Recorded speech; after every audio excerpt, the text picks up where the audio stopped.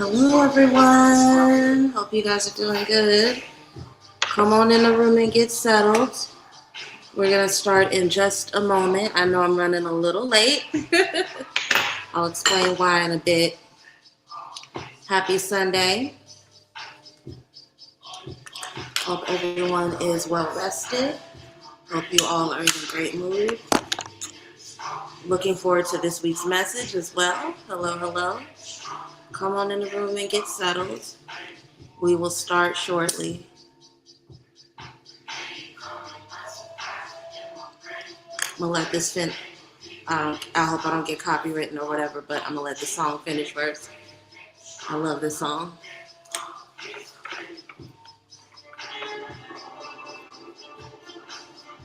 How have y'all been spending y'all Sunday? Hope it was restful. Hope it was peaceful. If this is your first time tuning in, hello, hello. I am Soleil. Okay, I'll go ahead and pause now.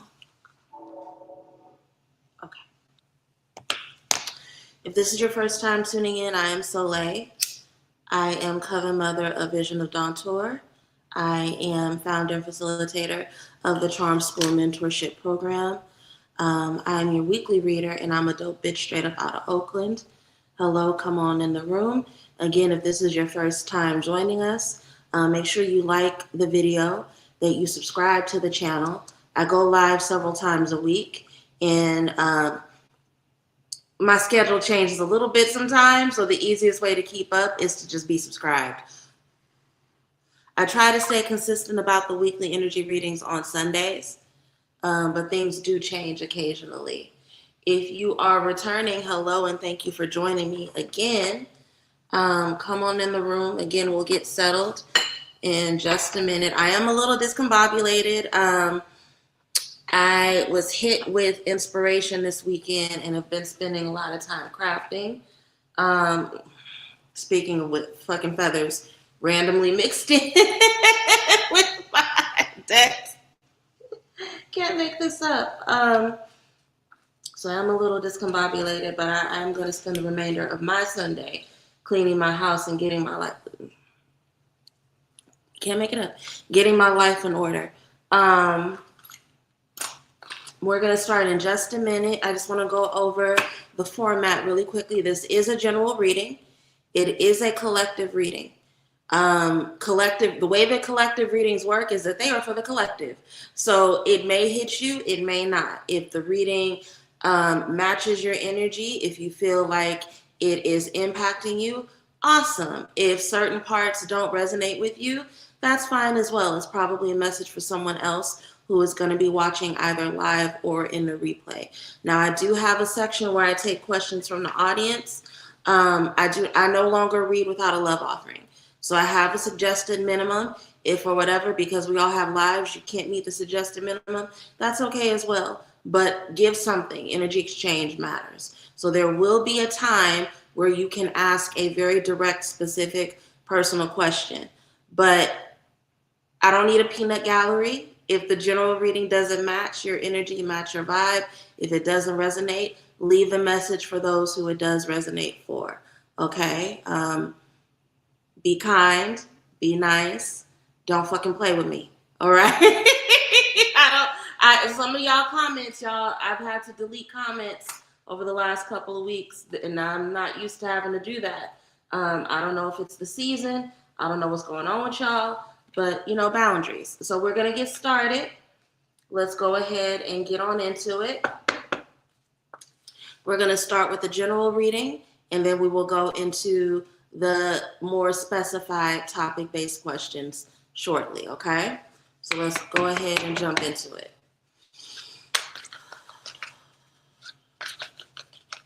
Ancestors, angels, ascended masters, spirits that walk with me, my elevated ancestors, what wisdom do we as a collective need about the week of April 13th through the 19th?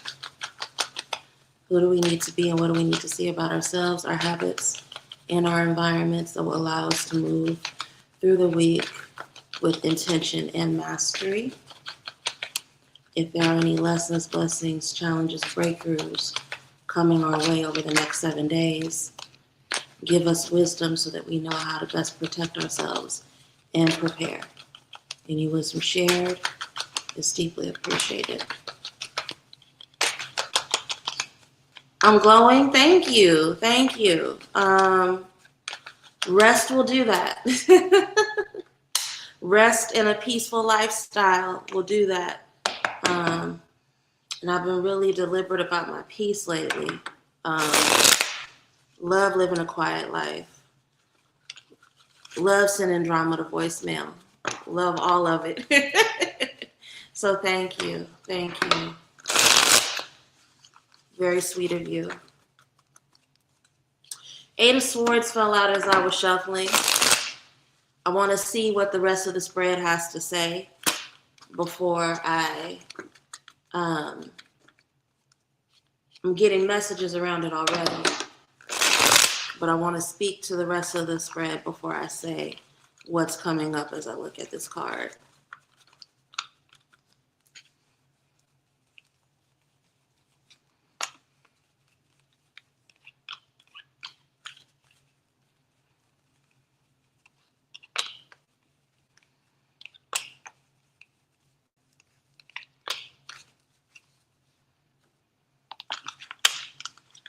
Mm-hmm.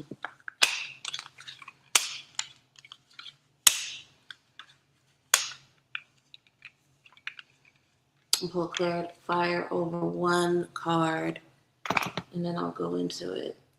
What I want to clarify with. What do we clarify? Let's clarify with Game of Thrones because I haven't used her in a minute. Ancestors, angels, ascended masters, spirits that walk with me. Clarify this Two of Swords. Let us know what this Two of Swords is trying to tell us.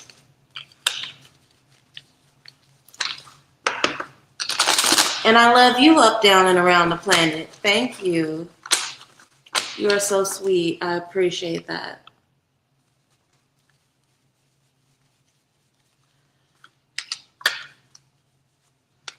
Mm-hmm. Okay, that makes a lot of sense. There's a phrase that I said a lot, especially the first 2 months of the year. Gave it a little bit of a break in March, but it's coming back up again. And that message is delay is not denial. Delay is not denial. Your hard work pays off. Your focus pays off. Faith is not who we are when everything is going right, right? When everything is perfect, when we're being spoiled by getting the answers that we want. Faith is who we are, even when the times are dark, right? Integrity is who we are when no one is looking, okay? Why am I bringing this up? Because a lot of you all have been spending a lot of time working, if not hard, then at least diligently. Because y'all know I don't believe in hard work, and I'll talk about that later. You've been working consistently, okay? Your responsibility this week and the weeks ahead, honestly, for the rest of April, is to move with faith that you are loved, that you are seen, that you are carried, that your efforts bear fruit, okay? The only way you can fuck things up for yourself is by letting your need for speed, your impatience come to the surface, or letting other people agitate your energy and bring up feelings of imposter syndrome. Those are the only things that can fuck you up, right? And that is the main reason why that 8 of Swords fell out. But we're going to get to her later, okay? If you find yourself being plagued with indecision, the answer is not to reach out for other people for validation. The answer is to lean into your regimen, lean into your practices, ground yourself. But the very first card we have is Empress, right? The embodiment of the divine feminine. Nurture yourself. Take good care of yourself this week, all right? And this is why I said what I said about not believing in hard work. Consistent work, yes, but this is not a time to stress yourself out. This is not a time to overwork yourself. If anything, this is a time to really rest, to nurture yourself, to take good care of you, right? Be careful about your tendency to want to take care of everybody else and to dote on everybody else and to value yourself based off of how much you overgive. That's not what this Empress energy is about. The Empress energy is about trusting that your love is going to come back to you, that the universe is going to take care of you, showing up in spaces, believing that things are going to work out for you. Why is this important? Those new opportunities that you've been waiting for, those new clients, those new colleagues, those new friends and community members, those opportunities, those forms of support that you've been holding out for are going to come around, if not this week, in the next couple of weeks, right? Ace of Pentacles is new beginnings, opportunities to really expand on what we have, to expand our blessings. All of that is coming your way, okay? And if you are struggling and wrestling with disbelief, instead of nurturing your skill set so that you are ready to take advantage of these new opportunities, you could fuck up some blessings. I'm gonna be honest with you, right? Now, Eight of Pentacles, when she's in her alignment, and I need to stop gendering all the cards female because all of them are not female. A lot of them are masculine, and Eight of Pentacles is actually masculine. But when Eight of Pentacles is in his alignment, he is studied. He is an apprentice who is sharpening his skill set. He is developing his skills to match the future that he's calling in for himself, one in which he gets to dictate the type of money he earns, the type of reputation he has, right? That's in his alignment. When Eight of Pentacles is out of alignment, when it's nervous, when it's agitated, it's imposter syndrome. It's feeling like you are not worthy of the opportunities that are at your feet, right? And the Empress energy is the embodiment of worthiness. She believes that things are going to work out for her. And because she believes that, she's able to birth creative opportunities, creative endeavors. That is what you need to be in this week. Not questioning, not doubt. The opportunities wouldn't be at your feet if you weren't worthy of them. People wouldn't meet you to ask you, commission you for projects, to tag you in, to get things done if they didn't believe in you. So be careful. Don't shoot yourself in the foot with doubt and imposter syndrome. The way that you speak about you is not something to play with this week. That's why I'm saying don't reach for external validation. Your job and your responsibility as a student who is mastering your communication, mastering the power of your tongue, is to not play about how you talk about yourself. You are capable, you are worthy, you know how to do these things. It doesn't matter if you haven't done this exact thing before. You have way too many things related to your other skill sets that make you qualified, right? This is about you stepping out of that honor student energy and believing that you are worthy and that you are capable of meeting these things and these opportunities that you prayed for. Now is not a time for escapism and delusion. Now is not a time to pedestalize other people while putting yourself down, making yourself smaller, right? Because if you shrink in this moment, in that Pisces Page of Cups way, if you engage in the pessimism, the escapism of pessimism, and you think about the worst and you fixate on the worst, that will be the experience you call in for yourself. It's no time for that. Now's the time for you to really see yourself as somebody who is capable of doing all the things you dreamed of. So lean into that creative side of Pisces where you see yourself getting it done, right? Don't get so wrapped up in the daydream that you're lazy and you don't put the action behind it. We don't need that. But the more you see yourself clearly being successful, the easier it'll be for you to speak success over your life instead of looking for external validation from other people, okay? Now, here's the thing. Just because you have been planning for and praying for and calling in these opportunities don't mean that you don't have doubt, right? Doubt is a part of life. But be careful not to let that doubt put you into stagnation, because a lot of these opportunities and these things that are at your feet are timely. You need to move quickly. You don't have time to ruminate. You don't have time to waste weighing out the options, coming up with excuses to not meet the challenge of the blessings you prayed for. There's no time for that. If you find yourself in that Two of Swords indecision, where you're afraid to act and make a choice, pray, meditate, go to your altar, get disciplined about your spirituality, right? I challenge myself to do this often, and sometimes I'm better at it than I am other times, but that doubt and that fear does not belong to you. That is not a part of who you are. That's not your soul. That's not Ori. So when it comes up, lay it at the feet of your ancestors. Give it back to your spirits. Go to your altar. Really rely on spiritual regimen when the doubt comes up. And take your ass outside. I know that may sound really, really simplistic, but go outside. Queen of Pentacles. Nurture your body. Nurture your sensuality, right?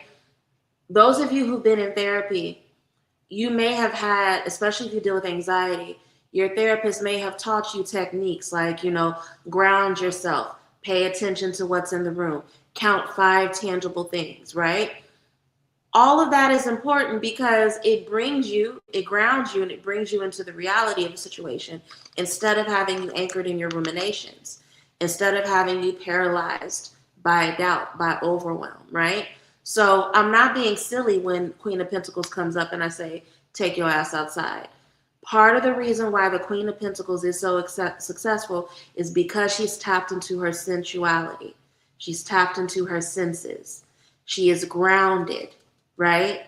She has an awareness of what's going on in the moment, right? So the ruminations don't really get to her the way, and actually her energy is so grounding that that's what attracts that favor, that makes people trust her, that makes people want to work with her, right? So if you feel doubt coming up, don't fuel it by being upset with yourself.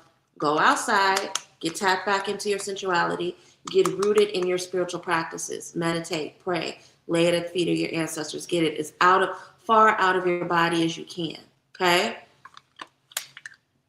And that's why the 8 of Swords came up. Literally the only thing that can make this week a failure for you is submitting to your fear. Letting your fear imprison you. Convincing yourself that only the most inopportune, the worst things will be your outcome.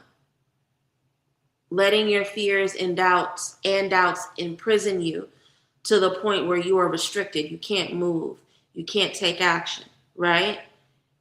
And that's not any of the energy we need to be focused on right now. Again, Empress energy is saying that success is your birthright.